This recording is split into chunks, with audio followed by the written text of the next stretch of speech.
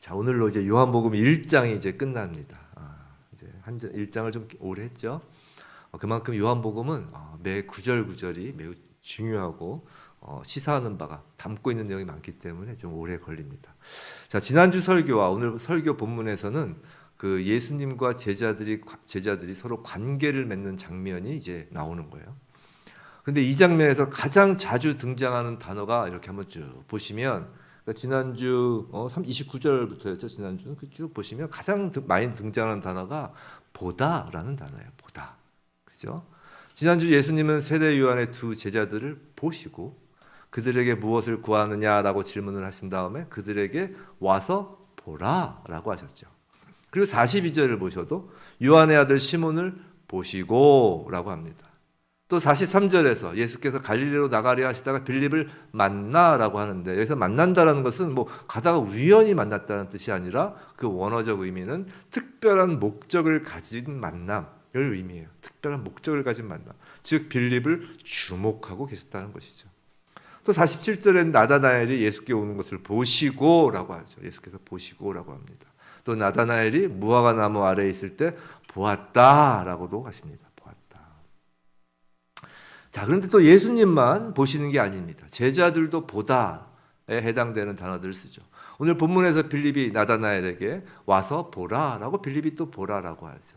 그리고 51절 보시면 그런 얘기를 하죠. 50절 더 큰 일을 보리라. 제자들이 보리라. 또 51절에서 오르락내리락 하는 것을 보리라. 너희들이 보리라 라고 하십니다. 자, 이처럼 예수님과 제자들은 그 관계가 예수께서 제자들을 보시고 또 제자들은 또 예수님을 봄으로, 그렇게 함으로 서로 관계가 형성되는 거예요. 즉 예수 공동체, 교회라는 그 하나님 나라가 이 땅에 임하는 그 새로운 시대, 그 예수 공동체가 시작되는 것입니다. 부디 오늘 말씀 가운데 그 임하신 성령님을 통해 우리를 보고 계시는 예수님, 그리고 우리가 또 예수 그리스도를 보는 것, 그것으로 말미암아 우리 산지교회와 또 모든 성도님들 그 삶이 예수와 관계를 맺는 하나님 나라가 우리 삶 가운데 이루어지는 그 날들이 날마다 새롭게 계속되길 주님의 이름으로 축원합니다. 자, 오늘 설교 본문은 42절부터 시작하는 것으로 하였어요. 근데 기억나실지 모르지만 41절은 지난주 설교의 본문이었기도 합니다. 근데 이 부분을 설교하지 않았어요. 저번 주에 이 42절 설교하지 않은 이유는 분명 예수님 말씀인데 빨간색으로 되어 있는데 설교하지 않은 이유는 이번 주에 하려고 남겨둔 거예요. 자, 요한복음에서 예수의 제자가 되는 장면이라고 그랬습니다. 저번 주와 이번 주가. 자, 모두 몇 명의 제자가 등장하냐면 5명의 제자가 등장해요. 자, 요한복음에서는 제자를 불러들이는 장면이 여기서밖에 없어요.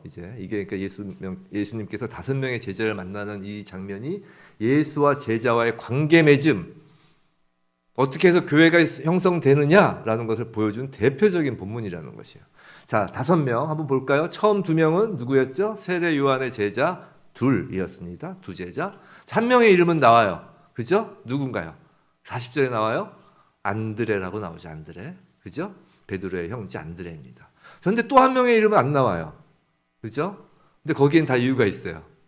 그 한 명이 바로 지금 요한복음을 기록하고 있는 사도 요한이기 때문이에요. 사도 요한도 세례 요한의 두 제자 중 한 명이었던 거예요. 자, 그리고 베드로가 나오죠. 오늘 42절 본문에서. 그 다음에 43절 이후에 빌립과 나다나엘이 나옵니다. 이렇게 5명이 나오는 것이에요. 근데 자, 두 제자, 세례 요한의 두 제자, 그리고 빌립과 나다나엘, 그 사이에 베드로를 한가운데 놓고 있어요. 다시 말씀드리지만 요한복음은 매우 절제되고 정교하게 기록한 책이에요. 지금 베드로에 관한 예수님의 말씀이 이 제자 삼는 장면 그 전체 그 한가운데 딱 위치시키고 있다는 것은 소위 유대인들의 글쓰기 형태인, 제가 자주 말씀드렸죠, 샌드위치 구조, 가운데 부분이 제일 중요하다.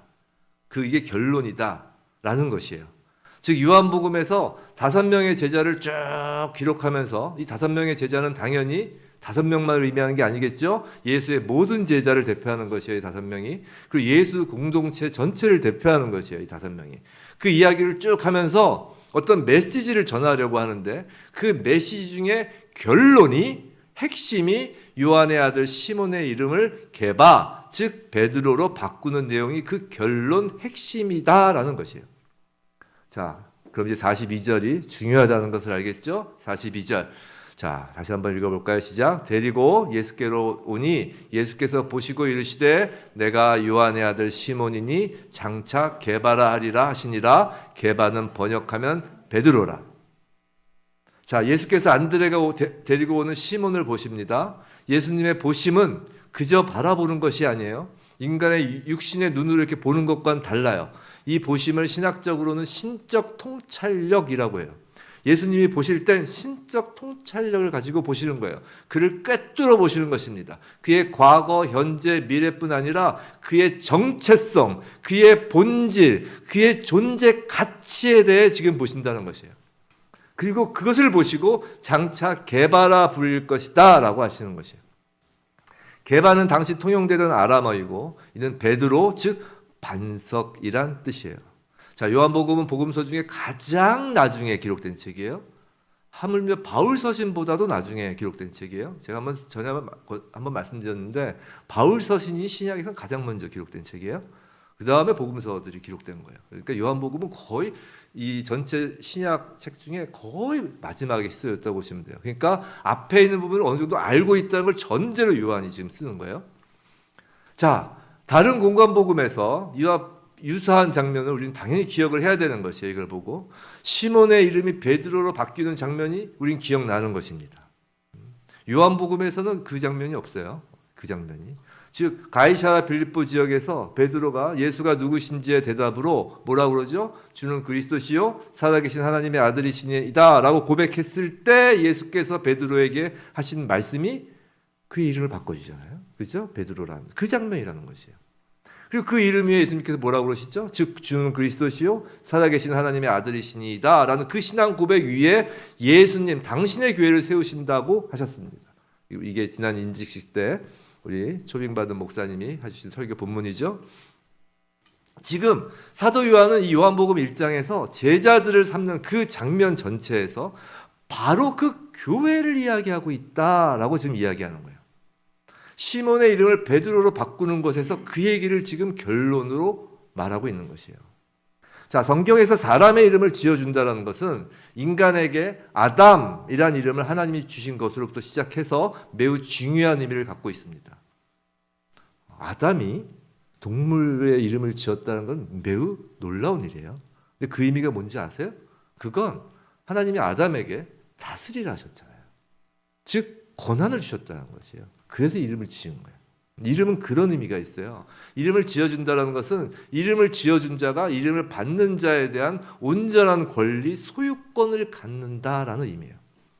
자, 육신적으로는 요한의 아들, 시몬의 아버지 이름이 요한이죠. 요한의 아들인 그 시몬에게 게바, 즉 베드로라고 이름을 예수께서 지어주셨다는 것은 이제 그는 육신적인 아버지의 소유, 그 권한 아래에 있는 것이 아니라 영적인 아버지의 소유가 되었다는 것이고 하나님이신 예수 그리스도가 그에 대하여 이제 온전한 권리를 갖고 계시다라는 것을 지금 말하는 것이에요.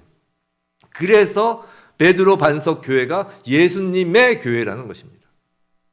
자, 그런데 이것은 베드로 개인 한 명만을 두고 이런 말씀을 하시는 것이 아니라 모든 제자들을 대표하여 하신 말씀이고 베드로 반석, 즉 예수 공동체, 예수의 제자 공동체인 교회의 주인이 온전히 예수님이다라는 것을 선포하는 것이에요. 자, 그럼 시몬의 이름만 또 2000년 전 당시의 제자들만 이름이 바뀐 걸까요? 아니라는 거예요. 우리 모두도 이름이 바뀐 것이에요. 우린 각자가 이름이 있죠. 누가 지어주셨나요? 보통 아버님, 어머님, 할아버지, 할머니 다 육신의 조상이 부모가 지어준 이름이에요. 그 이름이 있지만 요한의 아들 시몬이라는 그 이름이 있지만 우리의 이름은 이제 모두 하나로 불리운다는 것이에요. 바로 그리스도인, 이스라엘, 성도, 교회라는 이름으로 우린 불린다는 것이에요.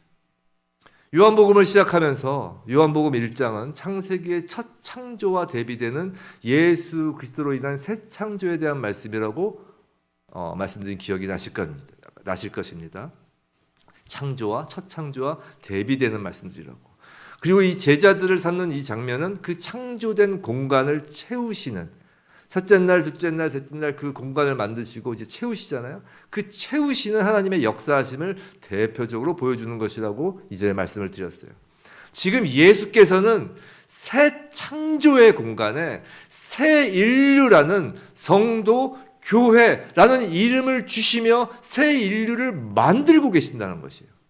새 창조의 세계를 채울 새로운 피조물, 그것이 교회이고 그것이 성도이고 그것이 이스라엘, 영적 이스라엘이라는 것입니다. 자, 그 교회가 구체적으로 어떻게 창조되는 것인지 지난주 말씀부터 우린 일부를 본 것이에요. 지난주 말씀에서 그 일부는 무엇을 구하느냐라고 하셨을 때, 교회가 된다라는 것은, 성도가 된다라는 것은 무엇을 구해서인가? 라는 그 질문에 교회란 어디 계시오니까? 라고 답하며 오직 예수와 함께 거하는 것, 오직 예수만이 전부입니다 라고 고백하는 것이 교회이고 성도라는 것이에요. 그 지난주에 본 내용이 그거였죠. 그럼 오늘 그 교회에 대한 이야기가 이제 계속 이어질 것이다 라는 것이에요. 43절, 44절입니다. 43절, 44절. 이튿날 예수께서 갈릴리로 나가려 하시다가 빌립을 만나 이르시되 나를 따르라 하시니. 자, 오늘 예수께서는 빌립에게 나를 따르라 하십니다. 앞서 세례 요한의 두 제자에게는 와서 보라 라고 하셨죠. 그 말씀에 예수께 가서 예수를 보고 예수와 거하는 자가 예수의 제자, 성도, 교회가 되는 것처럼 오늘은 나를 따르라는 그 예수의 말씀을 듣고 예수를 따르는 자들이 제자이고 교회라는 것이에요. 근데 나를 따르라는 이 말씀대로 예수를 따르는 것은 결코 쉬운 일이 아니에요. 마태복음 16장 24절에 유명한 말씀이 있어요. 안 찾아보셔도 돼요. 유명한 말씀이라. 이에 예수께서 제자들에게 이르시되 누구든지 나를 따라오려거든 뭐라고요? 자기를 부인하고 자기 십자가를 지고 나를 따를 것이니라 라고 하셨어요. 자기를 부인한다는 것은 내 인생의 주인이 더 이상 내가 아닙니다, 오직 예수 그리스도입니다 라는 것을 입술로만 고백하는 것이 아니라 따르라는 거 아니에요. 그렇게 살아내라는 것입니다. 따른다라는 것은 걷는다. 그 한자로 하면 행이잖아요. 행. 그 행한다는 그 행이란 말이에요. 따른다는 것은 행한다는 것입니다. 주인이신 예수께서 십자가를 지셨기에 성도도 십자가를 져야 한다라는 것이에요. 고통스럽고 괴로운 길이죠. 나를 따르라는 말씀에 소위 자칭 타칭 그렇게 경건하다는 부자 청년도 포기하잖아요. 못하는 거예요. 첫 발걸음을 떼기가 그렇게 쉽지 않은 것입니다. 그런데 흥미로운 것이 뭔지 아세요? 방금 제가 읽어드린 그 마태복음 16장 24절 누구든지 나를 따르려거든 자기를 부인하고 자기 십자가를 지라 했던 이 구절이 어느 장면 다음에 나오는 구절인지 아세요? 바로 마태복음에서 베드로가 주는 그리스도시요 하나님의 아들이십니다 라는 고백을 하고 난 다음 장면에 이어 나온다는 것이에요. 오늘 요한복음에서도 예수께서 시몬을 베드로라고 이름을 지어주시고 그 다음에 바로 나를 따르라 라고 말씀하시는 것과 대비가 되는 것이라고요. 교회는 예수를 따르는 예수 공동체예요. 행하는 공동체예요. 믿음과 행위가 별개가 아니라고요. 믿었으면 따르게 되어 있다는 것이에요. 나를 따르라 라는 이 예수님 말씀과 연관되어서 또 유명한 말씀이 있습니다. 그것이 마태복음 4장 19절이에요. 마태복음 4장. 이것도 찾아보실 필요 없어요. 다 아시는 말씀이에요. 오늘 제가 인용하는 말씀은 나중에 구약만 빼고는 다 아시는 말씀이에요. 말씀하실 때 나를 따라오라. 내가 너희를 뭐가 되게 하리라? 사람을 낚는 어부가 되게 하리라. 이게 나를 따르라 해서 아주 유명한 말씀이죠. 예수님께서 제자를 삼으시며 제자를 무엇에서 무엇으로 바꿀 것인지 알려주시는 말씀인데요. 물고기를 잡는 어부인 그들을 이제 물고기가 아니라 사람을 낚는 어부가 되게 하시겠다라는 것입니다. 이것을 요한복음에서 말하고 있어요. 어디서요? 44절에서 말하고 있어요. 44절 한번 볼까요? 뭐라고 되어 있나? 빌립은 안드레와 베드로와 한 동네 벳세다 사람이라. 사도 요한이 굳이 세 명의 제자들의 동네 이름을 왜 여기서 얘기하고 있을까요? 다 이유가 있다는 것이에요. 그들이 무엇을 하던 자임을 알려주기 위함이에요. 베세다에서 벳은 집이란 뜻입니다. 그 헬라어 좀 벳은 자주 말씀드렸죠. 특히 베들레헴 할 때 벳. 이게 무슨 베들레헴 무슨 뜻이라고 했죠? 빵집, 벳 집이고 그다음에 햄. 우리가 그 햄. 빵이라는 뜻입니다. 햄이. 그래서 빵 만드는 집, 빵집이라는 뜻이잖아요. 벳세다는 그럼 어떤 집이냐? 이게 어부의 집이라는 뜻이에요. 어부의 집. 즉 요한복음에서 그들이 제자들이 벳세다에 살던 자들이다. 벳세다 사람이다라는 것은 바로 그것을 얘기하는 거예요. 그들은 땅의 나라에 속하였을 때는 물고기를 낚는 사람으로 살았지만 이제 하늘나라에 속한 예수의 제자, 교회가 되었을 때는 사람 낚는 어부로서 살아가는 존재라는 것이에요.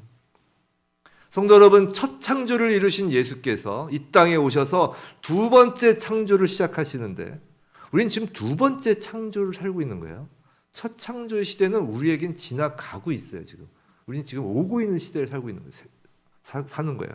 그 새 창조를 시작하시는데 그 새 창조의 나라, 즉 예수가 왕이신 나라 백성에게 새로운 이름을 지어주셨어요. 그 새 이름을 받는 자들은 와서 보라라는 음성을 듣고 예수와 함께 거하는 자예요. 또 나를 따르라 하는 말씀에 자기를 부인하고 예수를 따르는 자입니다. 지금 다 우리 각자에게 한번 대비해 보세요. 내가 지금 새 창조를 살고 있는지 옛 창조에 머무르고 있는지. 근데 예수와 함께 거하고 예수를 따르다 보면 그래서 예수를 알면 알수록 그는 신분 자체가 그의 이 땅에서의 역할 자체가 그저 바다에서 물고기를 잡고 내가 먹고 사는 그 낚시를 하는 어부가 아니라 그래서 바다는 악한 세상을 상징하는 것을 알고 계시죠? 그 바다, 즉 악한 세상에 빠져 죽어가는 사람을 낚는 그 어부로서 신분이 바뀌어 간다라는 것이에요. 그게 새 창조를 사는 사람들이에요. 예수와 거하고 예수를 따르는 자가 그리스도인입니다. 그렇기 때문에 그리스도인은 예수를 전할 수밖에 없어요. 전해야 되는 것이 아니라 전할 수밖에 없다는 것이에요. 예수를 알면 예수를 전할 수밖에 없는 것이에요. 자, 오늘 빌립은 그 사람 낚는 어부의 모습을 또 우리에게 보여줍니다. 이것이 45절이에요. 45절. 자, 빌립이 나다나엘을 찾아 이르되 모세가 율법에 기록하였고 여러 선지자가 기록한 그 일 우리가 만났으니 요셉의 아들 나사렛 예수니라. 자, 여기서 나다나엘이라는 이름이 나오죠. 여기서 나다나엘이라는 이름은 공관복음에서 소개되는 예수님의 12제자 이름에 나타나지 않는 이름입니다. 우리 한번 12제자 이름을 한번 외워볼까요? 아닙니다. 농담입니다. 시험에 들게 하게 하고 싶지 않습니다. 근데 그 12제자 이름이 없어요. 나다나엘은. 그럼 나다나엘은 누구냐? 바로 많은 신학자들은 그 예수의 12제자 중 바돌로메, 기억나시죠? 바돌로메, 그 들어본 적 있을 거예요. 그 바돌로메가 바로 이 나다나엘이다라고 생각합니다. 틀린 얘기는 아닌 것 같아요. 왜냐하면 바돌로메는 이름이 아닙니다. 바돌로메는 이름이 아니라 바가 뭐냐면 아들이라는 뜻이에요. 바요나 시모나 했을 때 요한의 아들 시모나 이 뜻이에요. 아들 바가. 바라바 할 때는 아들 이렇게 되는 거예요. 바는 아들이에요. 그리고 돌로메, 돌로메의 아들이란 뜻이에요. 그러니까 이름이 아니라 그 바돌로메의 이름이 나다나엘이라는 것이죠. 그리고 오늘 빌립과 그 나다나엘이 함께 나온 것처럼 공관복음을 보면 그 복음서를 보면 그 바돌로메는 늘 빌립과 함께 등장해요. 이렇게 둘이 친한 친구인 거죠. 그래서 이 나다나엘이 바로 그 바돌로메다라고 이제 생각합니다. 또 나다나엘이란 그 이름의 뜻은 하나님의 선물이란 뜻이에요. 여하튼 자, 빌립은 나다나엘에게 모세가 율법에 기록하였고 여러 선지자가 기록한 그의 즉 메시아를 만났다라고 하면서 나사렛 예수가 바로 그 사람이라고 전합니다. 그러자 나다나엘은 46절에서 나사렛에서 무슨 선한 것이 날 수 있느냐라고 반문하죠. 나다나엘의 고향은 이제 2장 첫 장면에서 나오는 가나의 혼인잔치 있죠? 그 가나 출신이에요. 가나 출신. 갈릴리 가나 출신인데 나사렛과 아주 가까운 곳이었습니다. 그래서 나사렛이 어떤 지방인 줄 나다나엘은 잘 알고 있었던 것이죠. 그건 소위 말해서 갈릴리 지역 중에서도 아주 작은 깡촌이에요. 깡촌. 정말 별 볼 일 없는 동네인 것입니다. 선지서 미가서에 따르면 베들레헴에서 메시아가 나온다는 말은 있지만 나사렛은 들어본 적도 없는 것이에요. 나다나엘이. 자, 그러자 빌립은 뭐라고 하죠? 와서 보라라고 합니다. 자, 예수께서 세례 요한의 두 제자에게 했던 그 말, 와서 보라라는 것을 빌립이 하는 거예요. 지금 빌립은 나다나엘과 무슨 토론을 한다거나 나다나엘을 뭐 설득한다거나 그러는 것이 아닙니다. 즉 예수가 어떤 사람이고 뭐 무슨 일을 했고 이성적으로 그분이 메시아라고 생각하는 그 이유들을 나열하는 것이 아니라고요. 그저 예수께서 하셨던 대로 와서 보라라고 하는 거예요. 사실 전도는 복잡한 것이 아닙니다. 그냥 예수가 구원자이시니까 와 보라. 초청하면 족한 거예요. 교회에 나와봐라. 그거예요. 오히려 여러 가지 뭐 설명을 하고 무언가 입증하려고 하고 그들을 논리로 이기려고 하면 그건 역효과입니다. 별 소용이 없어요. 그냥 예수 앞으로 와보라 라고 하는 것이에요. 전도는요, 설득이 아니에요. 전도는 초청입니다. 초청. 마치 집으로 초대하는 것과 같아요. 이웃을 우리 집으로 초청하는 것과 같아요. 하나님 나라는 성도의 집이고 성도의 나라잖아요. 마치 외국 사람을 한국에 초청하는 것이에요. 한국에 대해서 아무리 설명을 해봐야 뭐예요? 한번 한국에 온 거와 비교할 수도 없죠. 그들을 한국에 초청하는 것처럼 우리 집으로 초청하는 것처럼 와보세요 라고 초청하는 것입니다. 그것이 전도예요. 그 다음에 그를 만나시고 이야기 나누시고 관계를 맺는 일, 그 일들은 다 주님이 알아서 하시는 것입니다. 오늘 본문처럼 말이죠. 주님이 다 나다나엘과 얘기하시잖아요. 교회는 세상 사람들을 초청하는 곳입니다. 성도란 사람 낚는 어부로서 바다에서 물고기를 건져 올리듯 세상에서 진리를 못 찾고 떠돌아다니는 사람들, 그 사망 권세 아래서 떠돌아다니는 사람들을 건져서 교회로 초청하는 사람들이에요. 자, 그 초청에 응하여 이제 나다나엘이 예수께로 갑니다. 우리로 치면 와봐라, 한번 와봐 해가지고 교회에 이제 처음 나가는 것 같아요. 나다나엘이. 자, 47절 예수께서 그가 자기에게 오는 것을 보시죠. 다시 말씀드리자면 여기서 보시고는 신적 통찰력이라고 했어요.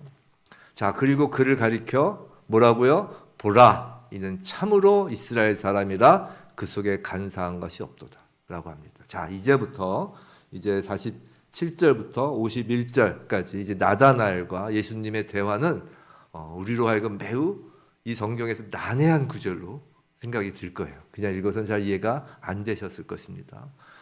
이제부터 이 대화는 창세기 야곱 스토리 그 사건들 몇 가지를 알아야 그 의미를 알 수 있는 것이에요. 자, 이스라엘이라는 단어가 나왔어요. 이스라엘이라는 이름이 처음으로 성경에 나오는 것은 어디일까요? 그건 잘 아시는 바와 같이 야복나루에서 하나님이 야곱과 씨름하던 장면에서 처음으로 이스라엘이라는 단어가 등장해요. 자, 야곱이 누군가요? 속칭 속이는 자입니다. 그죠? 야곱이 아버지 이삭을 속여 형 에서의 축복을 가로채죠. 이때 속이다라는 단어가 바로 오늘 간사한이라는 단어와 같은 단어예요. 또 선악을 알게 하는 나무의 열매를 먹도록 하는 그 하와를 속인 뱀에 대해서 성경은 뭐라고 소개하죠? 뱀에 대해서 간교하다라고 하죠. 여기서 간교하다라는 것도 오늘 간사한과 같은 단어예요.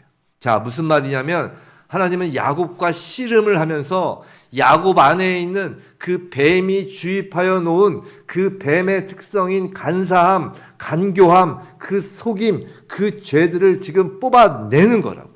이전에 야곱이 씨름하는 장면 설교했을 때 기억나실 겁니다. 하나님께서 씨름하시며 우리가 고집하는 것, 우리가 붙잡고 놓지 못하는 것, 그것들 다 죄예요.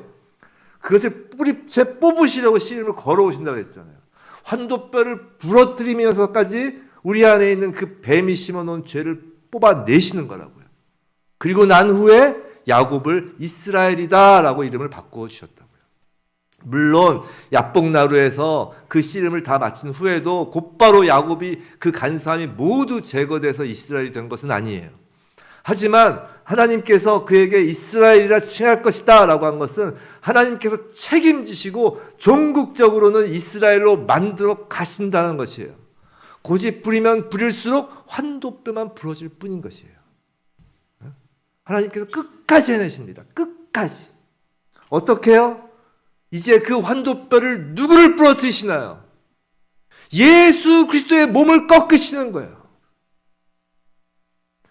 야곱에 부러진 환도뼈는 예수 그리스도의 십자가인 거라고요.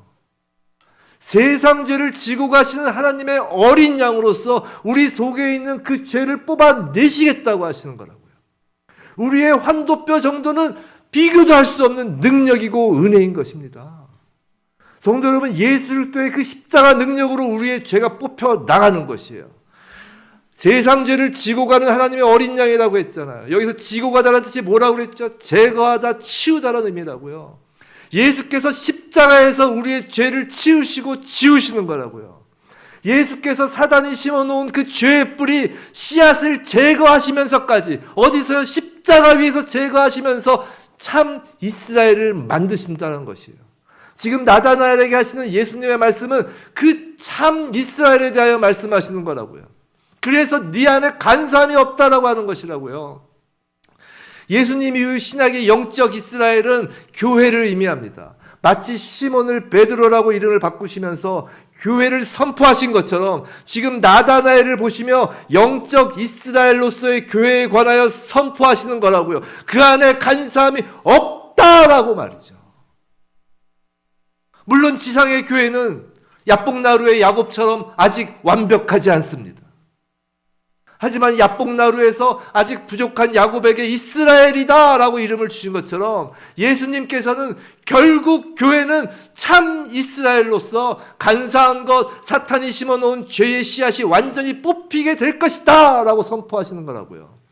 예수께서 선포하신 거예요. 이미 이루어진 것이나 다름없기 때문에 우리는 그것을 아멘으로 받는 것입니다. 교회인 우리가 바로 참 이스라엘이라는 것이에요. 성도 여러분, 혹시 교회 생활하시면서 교회 생활, 교회에서의 삶, 예배 생활, 말씀과 기도 생활에 매너리즘에 빠져보신 적이 있나요? 아니 혹시 지금 그런 매너리즘에 빠져 계신 분도 혹시 계시나요? 정말 배부른 소리라는 것이에요. 야곱이 꿈꾸던 참 이스라엘, 그것이라고요. 그것이 교회라고요. 야곱의 환도뼈가 부러져서 얻은 이름이라고요. 예수께서 십자가에 달리시면서 우리에게 주신 이름이라고요. 예수께서 십자가에 달리신 그 핏값으로 사신 교회라고요.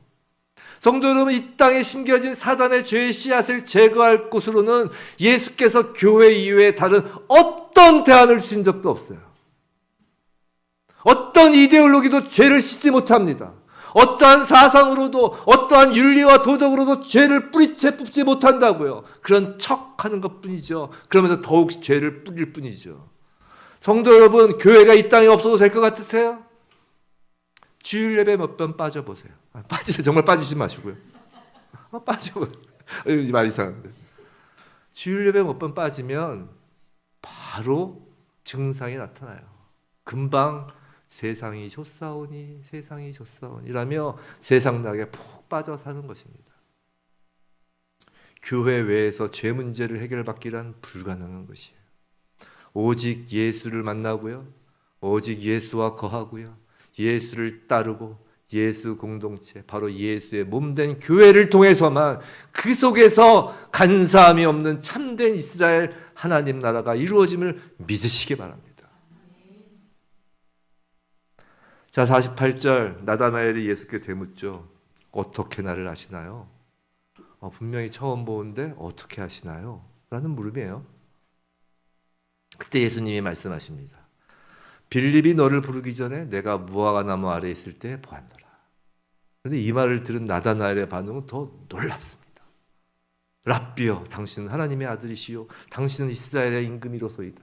지금 나다나엘의 반응이 이해가 되세요? 나다나엘이 자기를 간사함이 없다고 칭찬하는 것 같으니까 와 기분이 좋아져서 이렇게 고백하는 것 같나요? 그건 아니겠죠. 그죠? 자, 먼저 나다나엘이 무화과 나무 아래에 있었다는 것의 의미를 좀 알아야 돼요.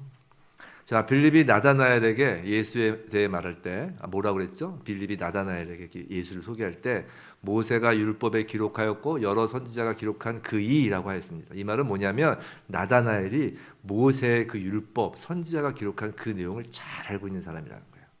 즉 구약에 능통한 사람이라는 것입니다. 나다나엘이 어떻게 구약에 능통할 수 있었을까? 자, 당시 유대인들은 무화과 나무 아래를 성경 공부하고 기도하는 장소로 삼았어요.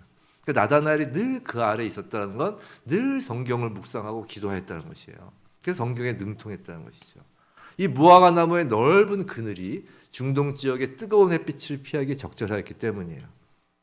그런데 그 이상의 의미가 있어요. 무화과 나무 아래라는 의미는. 그건 뭐냐면 구약 성경에서 말하는 무화과 나무는 특별한 장소예요.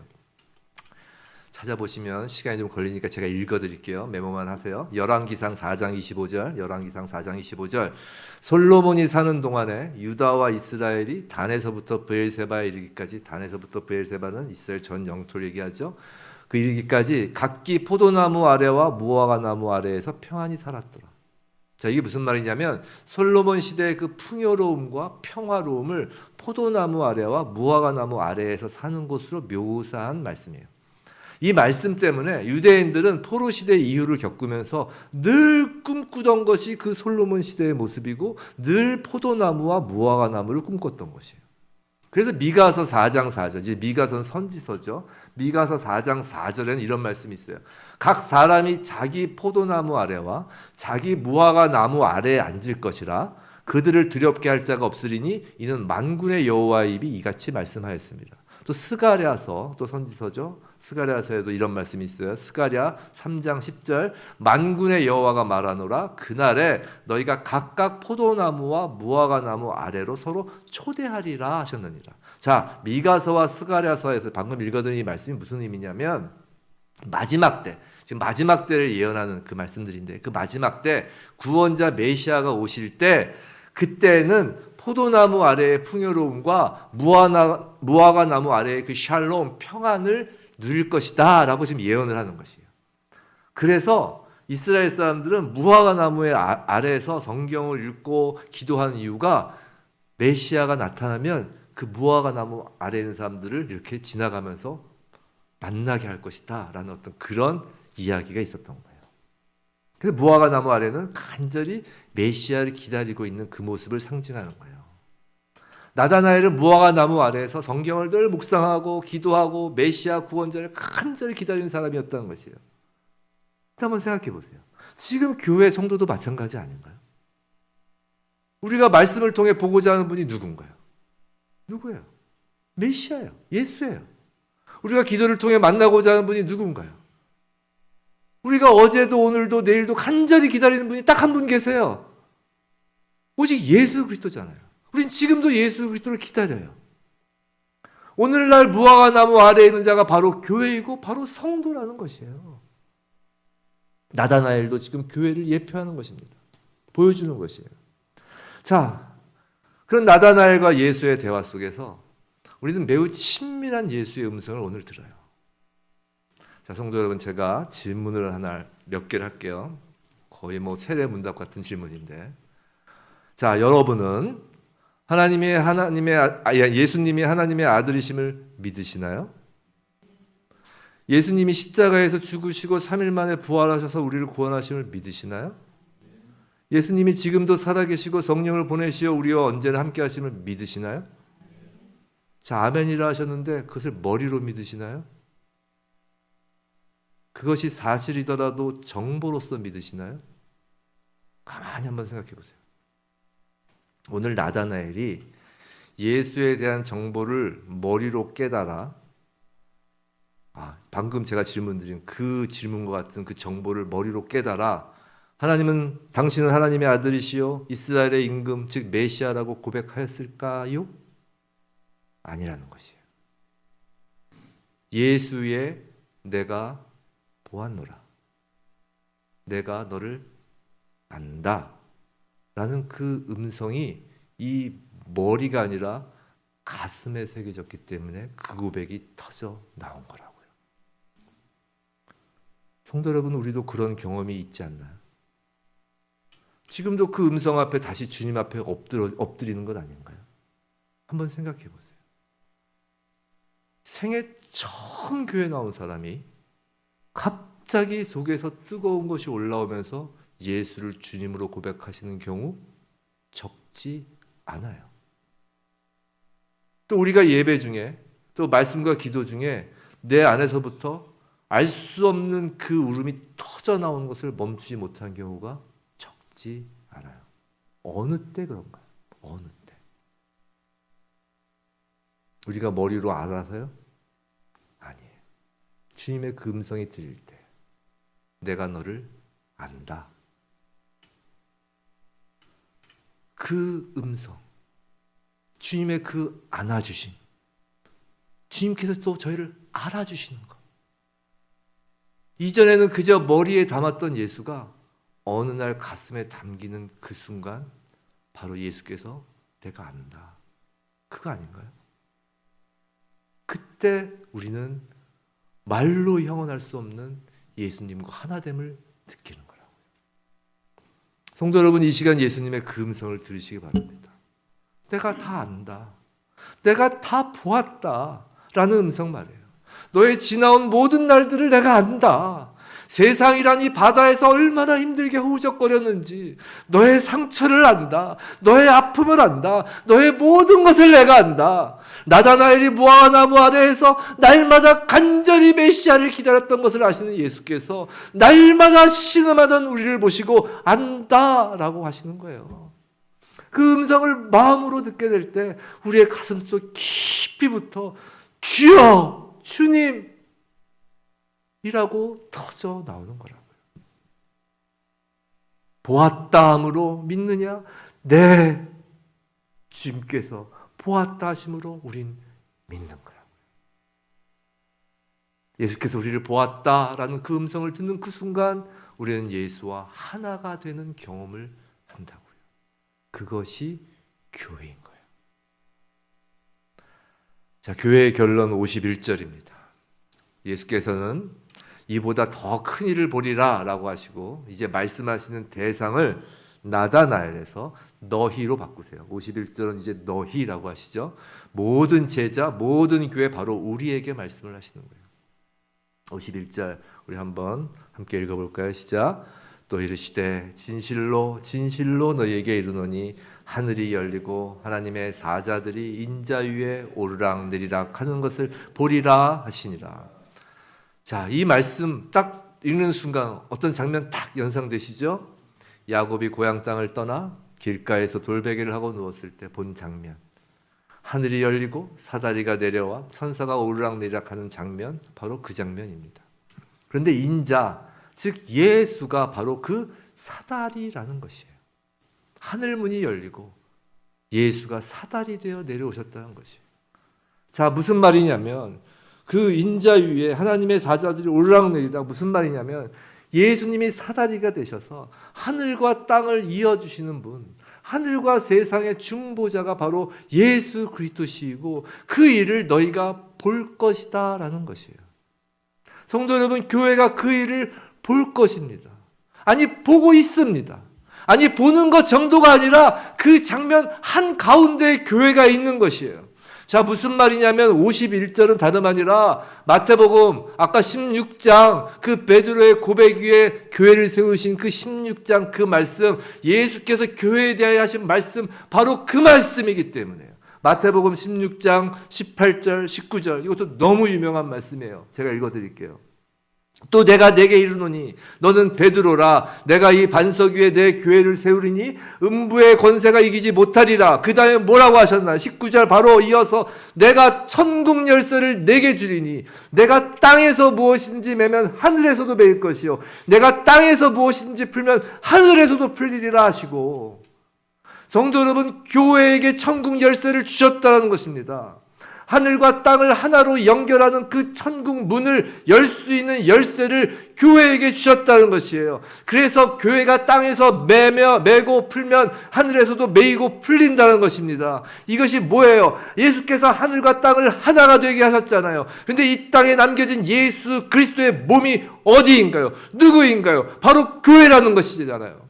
그래서 교회가 이제 그 야곱의 사다리 예수 그리스도의 몸이라는 것이에요.